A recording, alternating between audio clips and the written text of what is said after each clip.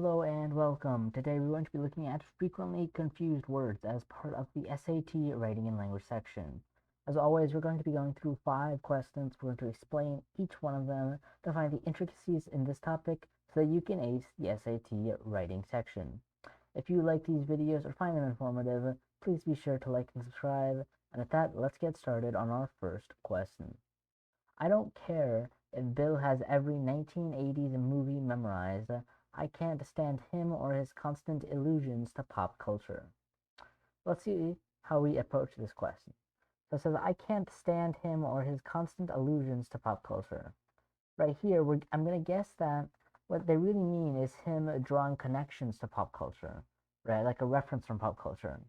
And we have the word illusions, allusions, delusions, and collusions.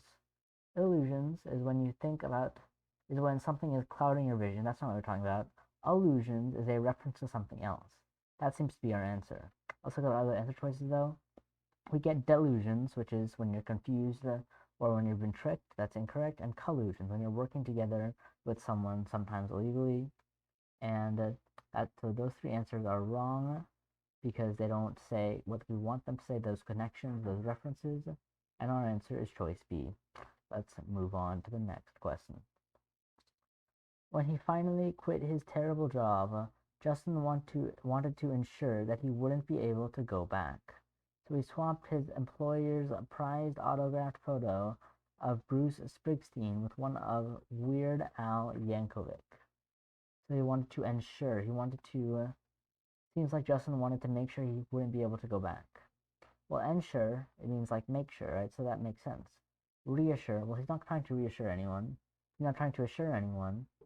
And he's not trying to posture or like show somebody something. He's just trying to ensure that he can't go back. So that's our answer. And we can move on to the next question. We went out to dinner at El Toro Negro, and when Lester mocked us because we couldn't pronounce the Spanish words correctly, we refused to share our tapas with him on principle.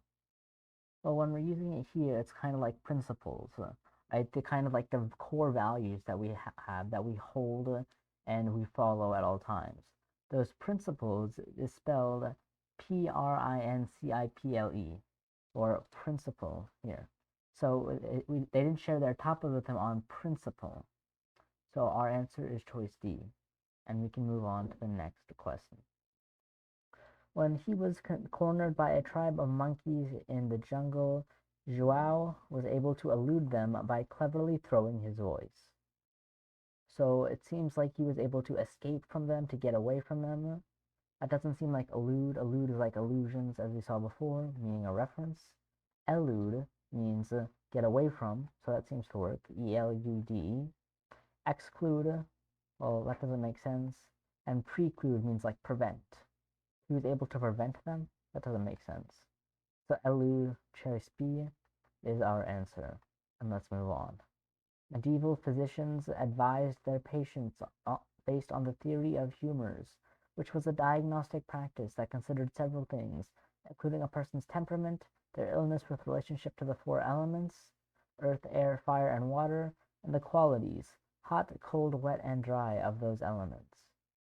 All right, so medical physicians advised. So they gave them information, right? They gave them information about their about what was going on with them. So they're giving the information. Advised sounds like it should work.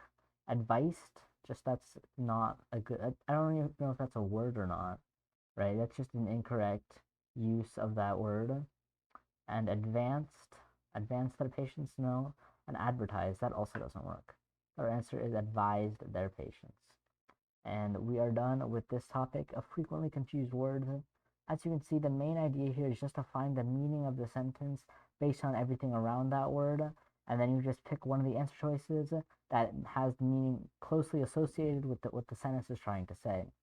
Essentially, you're just picking which of the frequently confused words is the correct word and has the correct meaning as the sentence of what the sentence is trying to convey.